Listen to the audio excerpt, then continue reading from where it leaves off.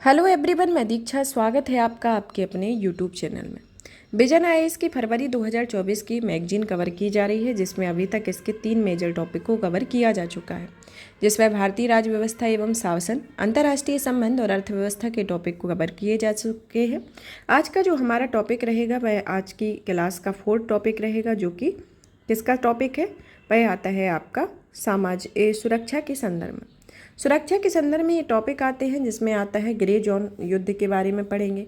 संक्षिप्त सुर्खियों में संयुक्त राज्य अमेरिका ने भारत को 31 प्रेडेक्टर ड्रोन बेचने की मंजूरी दी है, उसके संदर्भ में। अभ्यास high speed expendable aerial target INS Sandhayak Patriot missile और सुर्खियों में रहे अभ्यास के बारे में पढ़ेंगे। तो इसके अंतर्गत आज की क्लास में ज़्यादा टॉपिक नहीं रहेंगे, तो आइए टॉपिक आपके कवर किए जाएंगे, जिससे इस मैगजीन का आपका 4th मेजर टॉपिक कवर कर दिया जाएगा।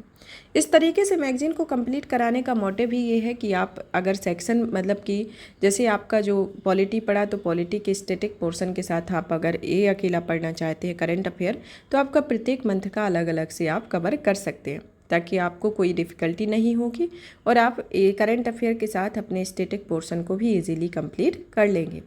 चलिए तो शुरू करते हैं। इसमें सबसे पहला टॉपिक आता है ग्रे जोन युद्ध। ग्रे जोन युद्ध आखिर होता क्या है और हाल ही में चर्चा का विषय क्यों बना हुआ है। हाल ही में भारत के चीफ ऑफ डिफेंस स्टाफ ने रायसीना डायलॉग के 9वें संस्करण ने अनौपचारिक युद्धों पर चर्चा के दौरान ग्रे जोन युद्ध के मुद्दे पर प्रकाश डाला है। तो इसके संदर्भ में आता है। तो अब इसमें 3 चीज़ें, मतलब कि जैसे chief of defence staff, Raisina dialogue और ये ग्रे जोन युद्ध, ये 3 टॉपिक इसमें मेजर आते हैं। कि सबसे पहले तो जानते हैं कि आखिर ग्रे जोन युद्ध होता क्या है, फिर एक रायसीना डायलॉग के बारे में जानेंगे और चीफ ऑफ डिफेंस स्टाफ के संदर्भ में भी समझेंगे, फिर इसका क्या मुद्दा है और इस युद्ध के बारे में क्या इन्होंने संदर्भ दिया है, इसके बारे में समझेंगे। ग्रे जोन युद्ध जो होता है वह एक तरीके से खतरा महसूस कराए बिना हमले किए जाने का एहसास किए बिना नुकसान पहुंचाना होता है। मतलब कि आपको ना उससे खतरा महसूस होगा और ना ही उसमें हमला कराए जाने का एहसास होगा। इस तरीके का ये युद्ध चलता है। इस युद्ध में पारंपरिक तरीके से अलग गैर पारंपरिक युद्ध नीति और रणनीतियों का उपयोग किया जाता है और पारंपरिक युद्ध सीमा से इसे नीचे रखा गया है, जिसे ग्रे जोन युद्ध कहा जाता है। इसका उद्देश्य ही होता है कि किसी प्रतिद्वंदी, जो आपका प्रतिद्वंदी रहे, उससे खतरा ना महसूस कराए और हमला किए बिना, एहसास कराए बिना नुकसान पहुंचाना होता है। जैसे इसका एक स्पष्ट उदाहरण देख सकते हैं कि जब चीन की सलाइसिंग रणनीति होती है, और यह एक ऐसी रणनीति होती है जिसमें बहुत ही क्रमिक रूप से सीमा क्षेत्र पर कब्जा किया जाता है, जिससे प्रतिद्वंदी की अधिकतम सहन सीमा का परीक्षण किया जाता है। तो ये उदाहरण के तौर पर आता है और इसका इस्तेमाल जैसे चीन द्वारा दक्षिण चीन सागर के क्षेत्रीय विस्तार के लिए किया गया है, तो इसका ये उदाहरण के तौर पर आता है। ग्रे जोन युद्ध की जो रणनीतियाँ, मतलब की जो गतिविधि होती हैं, उन्हें आमतौर पर कम नोटिस किया जाता है, क्योंकि ये कपटपूर्ण भी होती हैं और इनके कोई नियम भी नहीं होते हैं और ये युद्ध की फ्रंट लाइन हर जगह होती है और इसे सरल भाषा में देखा जाए तो यह कई जगहों तथा स्तरों पर लड़ा जाता है। ग्रे जोन युद्ध में जो कार्रवाइयाँ की जाती हैं, उनका लाभ या प्रभाव काफ़ी लंबे समय तक देखने को मिलता है और इन युद्ध के कई आयाम भी होती हैं जो अपने दायरे में लाया जा सकता है, जिससे स्थिति ना चाहते हुए भी कई बार गंभीर रूप से ले लेती हैं। तो इस तरीके का ये युद्ध होता है, जिसमें बिना खतरा महसूस कराए, बिना हमला किए एहसास कराए इससे नुकसान पहुंचाना होता है और यह एक कपटपूर्ण नीति भी होती है, जिसमें कोई किसी चीज़ का एथिकल वैल्यू नहीं होती है। इस तरीके से आता है। अब आता है कि चीफ ऑफ डिफेंस स्टाफ के बारे में। चीफ ऑफ डिफेंस स्टाफ के संदर्भ में देखें कि यह जो स्टाफ होता है, इसमें भारतीय सशस्त्र बलों के बीच समन्वय और 3 रक्षा बलों की प्रभावशीलता और युद्ध क्षमताओं के समग्र एकीकरण के सुधार करने में मदद मिली हुई है। यह जो स्टाफ है, इसका गठन किया गया था तीनों सेनाओं के लिए तीनों सेनाओं का एक सर्वोच्च पद होता है, जिसमें के अंतर्गत जो भी आपात स्थिति में, जो भी तत्कालीन स्थितियों में डिसीजन लिए जाते हैं, तो उसके अंतर्गत चीफ ऑफ डिफेंस स्टाफ के अंतर्गत लिए जाते हैं। रायसीना डायलॉग जो है वो एक भू राजनीतिक और भू शास्त्र के संबंध में भारत द्वारा आयोजित एक प्रमुख सम्मेलन है जिसे इसे हर वर्ष आयोजित किया जाता है। और यह रायसीना डायलॉग वैश्विक समुदाय द्वारा किए जाने वाले सबसे चुनौतीपूर्ण हल निकालने के लिए प्रतिबद्ध भी होता है, जिसकी मेजबानी विदेश मामले के साझेदारी ऑब्जर्वेशन रिसर्च फाउंडेशन द्वारा की जाती है। और इसकी जो संस्करण 2024 में जारी किया गया, इसकी थीम रही है चतुरंगा, संघर्ष, प्रतियोगिता, सहयोग और सृजन। इसकी प्रमुख थीम रही है। तो ये रायसीना डायलॉग के संदर्भ में आता है। अब चलिए जानते हैं इससे संबंधित मुख्य तथ्यों के बारे में कि हाल ही में क्या रहा है, क्या इसकी स्थिति रही जिसके कारण ये चर्चा का विषय रहा है। कि चीफ ऑफ डिफेंस स्टाफ ने कहा है कि इसका इस्तेमाल दक्षिण चीन सागर और भारत की उत्तरी सीमाओं पर किया जा रहा है। और कुछ रिपोर्ट्स के अनुसार चीन ताइवान के खिलाफ भी ग्रे जोन युद्ध रणनीति का उपयोग कर रहा है। और अमेरिका और यूरोपीय विशेषज्ञ ने हाल ही में कुछ रूसी और चीनी कार्रवाइयों को ग्रे जोन युद्ध के उदाहरण के रूप में पहचाना है। तो इस संदर्भ में ऐसी स्थिति प्रेजेंट में देखने को मिल रही है। अब आता है कि अन्य तरीकों की तुलना में ग्रे जोन युद्ध को प्राथमिकता आखिर क्यों दी जाती है। इस युद्ध रणनीति को जब उस तरीके के नॉर्मल युद्ध होते हैं तो इस तरीके के युद्ध की आखिर रणनीति क्यों अपनाई जाती है, इसके पीछे क्या कारण रहता है कि यह युद्ध रणनीति अपनाई जाती है। इस युद्ध रणनीति को अपनाने का मोटिव होता है कि परमाणु युद्ध में पारंपरिक संघर्ष में लागत बहुत बढ़ गई है और इसके परिणाम का जोखिम भी बहुत अधिक होता है। और कुछ देश जो ग्रे जोन युद्ध के माध्यम से अपने राष्ट्रीय उद्देश्य को बढ़ावा देने के लिए भी इसका उपयोग करते हैं। और जिन राष्ट्रों पर बड़े पैमाने पर संसाधनों और शक्तियों की पहुंच नहीं है वह इस प्रकार के युद्ध की अधिक पसंद करते हैं। मतलब कि जिस तरीके के युद्ध में इस युद्ध की तरह से उनको कोई अधिक खर्च की ज़रूरत नहीं रहती। और अगर किसी देश के पास संसाधनों की पहुंच नहीं है या शक्ति नहीं है, ज़्यादा सैन्य बल नहीं है, तो वो इस तरीके के युद्ध को अपनाने में सबसे पहले प्राथमिकता देते हैं। अब आता है कि कुछ पहलें जो कि भारत ग्रे युद्ध के मुकाबला करने में मदद करती हैं, चीफ ऑफ डिफेंस स्टाफ के संदर्भ में भी आती हैं।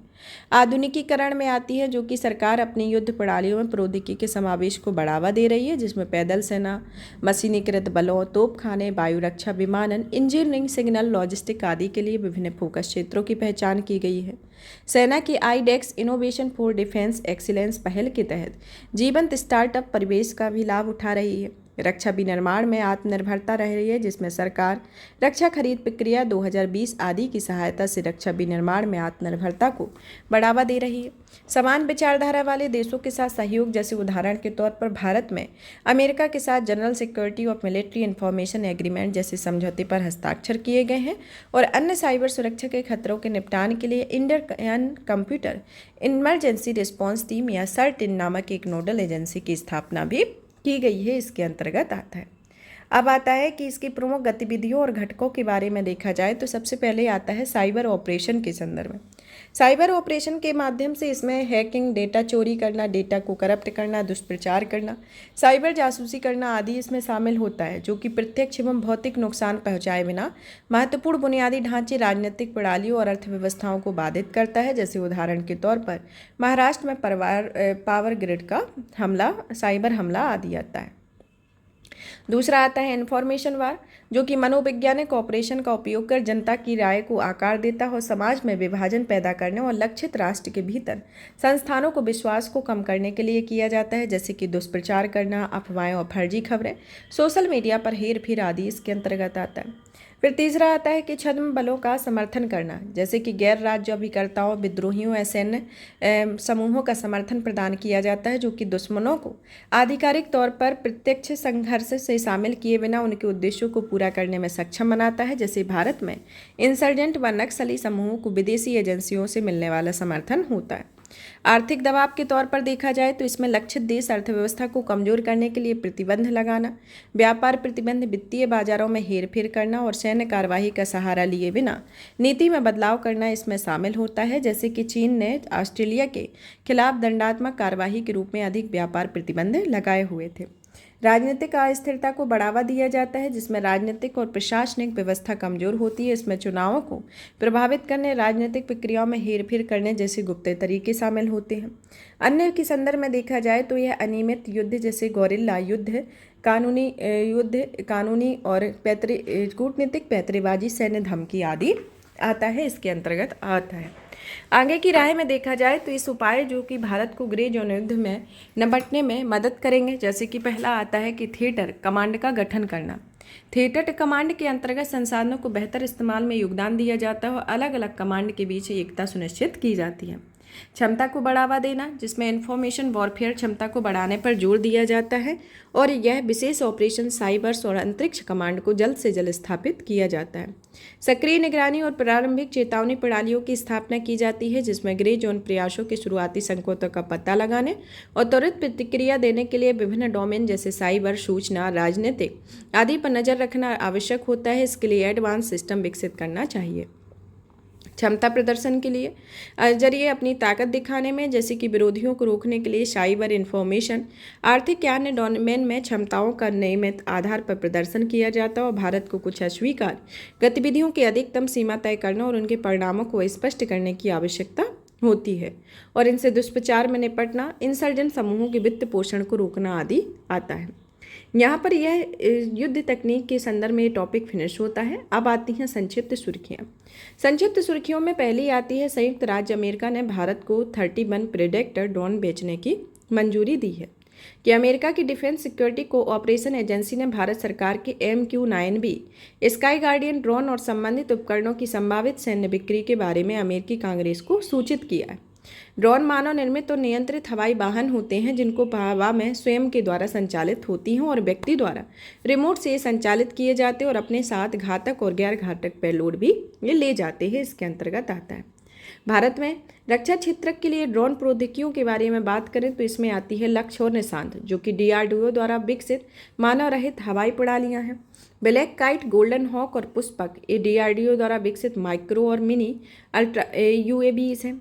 फिर आती है DRDO नेत्र, जो कि निगरानी और टोही कार्यों के लिए विकसित हल्के वजन वाला ऑटोनोमस UAV है। और DRDO रुस्तम, जो कि सशस्त्र बलों के लिए निर्मित UAV है और यह मध्यम ऊंचाई पर लंबे समय तक उड़ान भर सकता है। फिर आता है काउंटर ड्रोन प्रणाली, जो कि DRDO में विकसित किया हुआ है। तो ये भारत में रक्षा क्षेत्र की प्रमुख ड्रोन प्रौद्योगिकियाँ आती हैं। अब आता है MQ-9B स्काई गार्डियन ड्रोन के बारे में। यह जो ड्रोन है इसे उपग्रहों की मदद से संचालित किया जाता है और इसे में 30 घंटे से अधिक समय तक आकाश में उड़ान भर सकते हैं। इसे असैन्य विमानन के साथ सुरक्षित कर एकीकृत किया जाता है और ये समुद्री खुफिया सूचनाएं जुटाने, टोहे लेने, निगरानी करने की क्षमताओं से लैस होती है और ये महासागर की सतह से ऊपर या नीचे रियल टाइम खोज करने, गश्त करने लगाने में से लैस होती हैं। रक्षा क्षेत्र में ड्रोन तकनीक के इम्पोर्टेंस को देखा जाए तो इसमें सबसे पहले आता है रणनीतिक महत्व के संदर्भ में देखें तो यह तकनीक जो है वह ISR से संबंधित रियल टाइम विजुअल और डेटा उपलब्ध कराती है, जिसमें शीघ्र निर्णय लेने में मदद करती है। इसकी मदद से ऑपरेशन में शामिल कार्यक्रमों का खतरा कम हो जाता है, साथ ही पारंपरिक मानव चालित विमानों की तुलना में एक किफ़ायती भी होती है इत्यादि आता है। सामरिक महत्व के संदर्भ में देखा जाए तो ये सटीक हमला होते हैं और इससे प्रभावित लक्ष्य के आसपास कम नुकसान होता है और ये दुर्गम इलाके में कार्मिकों के बीच बेहतर समन्वय करने और लॉजिस्टिक पहुंचाने में मदद करती हैं।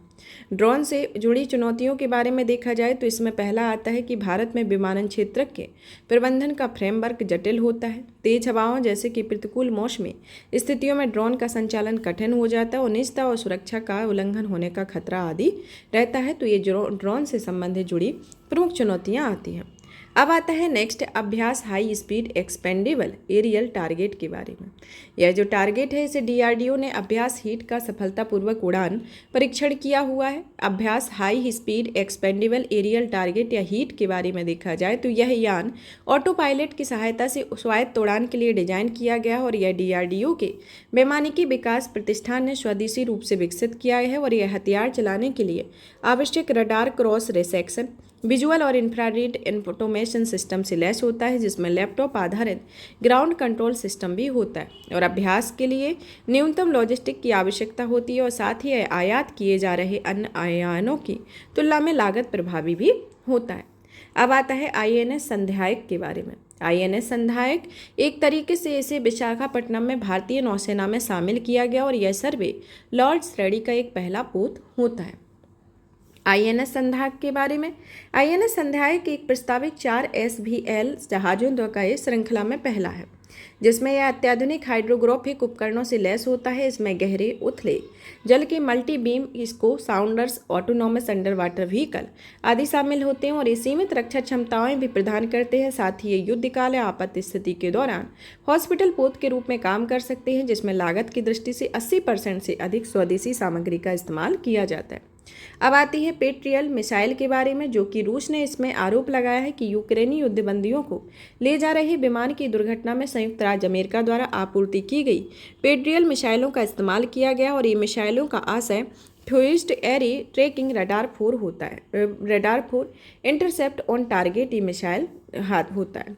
ये थिएटर वाइड सतह से हवा में मार करने वाली मिसाइल रक्षा प्रणाली होती है और ये अमेरिकी शस्त्रागार में सबसे अत्याधुनिक वायु रक्षा प्रणालियों में से एक मानी जाती हो और इनका उपयोग 1991 में खाड़ी युद्ध 2003 में इराक पर अमेरिकी हमले के दौरान किया जाता था और इनका आमतौर पर शक्तिशाली रडार, एक कंट्रोल स्टेशन, एक पावर स्टेशन और एक लॉन्च स्टेशन आदि से लैस होती है। तो ये पेट्रियट मिसाइल के बारे में। अब आता है सुर्खियों में रहे प्रमुख सैन्य अभ्यास के बारे में, जिसमें पहला आता है सदा तंसिक सैन्य अभ्यास। यह सैन्य अभ्यास जो है वह भारत और सऊदी अरब के बीच एक संयुक्त सैन्य अभ्यास है और इसका प्रथम संस्करण 29 जनवरी से 10 फरवरी तक राजस्थान के बीकानेर में आयोजित किया गया। मिलन 2024, जो कि मिलन भारत का आयोजित एक बहुपक्षीय नौसैनिक अभ्यास है।